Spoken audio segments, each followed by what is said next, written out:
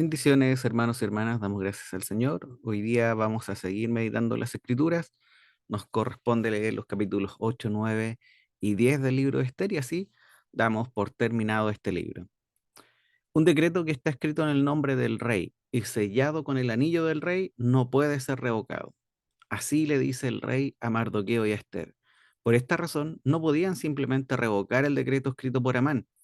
Estos tenían que ver una forma en la que, a pesar del decreto escrito por Amán, el pueblo judío estuviera a salvo. ¿Qué hacen? Dictan un nuevo decreto que permite a los judíos hacer uso de los recursos que fueran necesarios para protegerse de sus enemigos. Y al respecto de esta historia, que quizás vuelve a ser un poco cruda para nosotros, leí un comentario de verdad maravilloso en el diccionario de Bacon que algunos eruditos evangélicos ahí colocaron y que quiero compartir con ustedes. Este dice así, dice, a menudo ven en este segundo decreto de Asuero, puesto que anulaba el anterior edicto de muerte, una analogía de la segunda ley de Cristo. Esta es la ley del espíritu de vida en Cristo Jesús, que libera a aquellos que reciben en fe de la ley del pecado y de la muerte, según menciona Romanos 8:2. También en el envío de los mensajeros a toda prisa, anunciando el nuevo decreto que llevaba un ofrecimiento de vida a los judíos condenados, se ve una analogía del desafío que reciben todos los verdaderos cristianos de enviar con celeridad el mensaje del Evangelio, mensajes que deben llegar a todas partes del mundo. Hemos de proclamar la buena nueva de que, a pesar de la maldición del pecado, Dios amó de tal manera al mundo que dio a su Hijo unigénito para que todo aquel que en Él crea no se pierda, mas tenga vida eterna. Fin de la cita. Qué bonita reflexión el poder pensar o ver cómo la ley de muerte ya estaba decretada para nosotros, pero que por medio de Cristo ahora hay una ley que nos ofrece vida eterna. Y esta es la analogía que trata de mostrar este comentario. En la época del Antiguo Testamento, los judíos no tenían la luz que tenemos nosotros sobre cuestiones morales. Así que, por lo tanto, debemos juzgarlos según las circunstancias de su tiempo. El problema aquí no es muy diferente al que hallamos en los libros de Jueces o Samuel, donde hallamos muchos casos de aparente crueldad de parte de los judíos que luchaban por establecerse en la tierra prometida. Parece que desde el punto de vista religioso, lo que estaba en juego era la redención del mundo. Si los judíos, el pueblo escogido a través del cual habría de venir el Mesías, hubiera sido aniquilado, como se había planeado constantemente en la historia por los enemigos de estos, no hubiera, podríamos decir, que no hubiera habido salvación, Cristo no hubiera nacido y estaríamos aún en nuestros pecados. Fueran o no justificados los actos de violencia registrados en estos versículos que vamos a leer el día de hoy, hay algo concreto que debemos mirar, y es que Dios los utilizó. Por medio de ellos obró el bien. Aún la salvación del mundo, así como a menudo en nuestras vidas transforma el mal en bendiciones. Lo central de la historia es que las promesas de Dios debía seguir el curso de lo que Dios había establecido, a pesar del hombre o de lo que podía ser el hombre.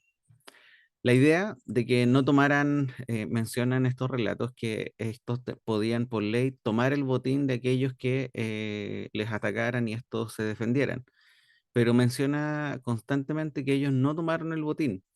Y esto a muchos lo consideran como una especie de aclaración de que no ganaban nada con estas muertes más que la defensa de su pueblo. Estos podrían haberse enriquecido, pero no era el objetivo de esa batalla. Y es por esto que repite 3 veces que no tomaron botín a pesar de que esta ley lo permitía. El verdadero propósito no es disculpar ni mucho menos defender la acción de los judíos. No necesitamos hacerlo. Más bien, el fin único es mostrar que Dios obró en la historia para conservar al pueblo escogido para que se pudiera cumplir la promesa del Mesías. Dios usó las acciones y los motivos de todos los que estaban implicados, ya sea que fueran buenos o malos, con la finalidad de conservar a su pueblo, ya sea que los motivos de Esther y de Mardoqueo fueran puros o mezclados o simplemente egoístas. El punto principal de la historia sigue siendo el mismo. Dios controla la historia, conserva a su pueblo y cumple sus promesas. Dios, a pesar de la maldad del hombre, sigue obrando para bien, cumpliendo sus planes y propósitos para el bien de toda la humanidad. ¿Se han dado cuenta que muchas veces en nuestras propias vidas, al avanzar en estas, miramos hacia atrás y nos damos cuenta que donde estamos y todo lo ocurrido ha sido un plan perfecto de Dios? Esos llantos, esos sufrimientos, esas alegrías, esas personas que conocimos, esos momentos que vivimos, todo ha sido perfectamente preparado para estar donde estamos. Y acá lo quiero invitar a meditar el día de hoy en esto, en cómo usted, si da un pequeño análisis a su vida, verá la mano de Dios obrando, a pesar de la maldad del hombre. En mi caso, yo puedo decir que al convertirme, miré hacia atrás y vi como a pesar de no conocerle como le conozco hoy, pero sí al recorrer los hechos de mi vida, mis aciertos, mis desaciertos, en todo he podido reconocer cómo Él fue obrando en mí. A un par de amigos hace unos días les decía, es como si en cada hoja de mi vida el Señor colocara el timbre al pie de cada una de ellas. El Señor, como un buen alfarero, fue moldeando este vaso, incluso en mis pecados, en mi maldad. Quizás incluso ahí fue donde más amor puedo ver en cómo Él me ha moldeado con ese amor inimaginable. Hoy puedo decir con una felicidad tremenda al mirar hacia atrás, así que acá es donde me quería, Señor. Pero esto ha pasado con todo lo que he pasado. Y siempre el Señor me llevó de la mano. Aunque yo no lo veía, mientras esto ocurría, Él me llevaba de la mano. Así que hoy solo puedo dar gracias al Señor y le recuerdo o oro todos los días para que no me suelte.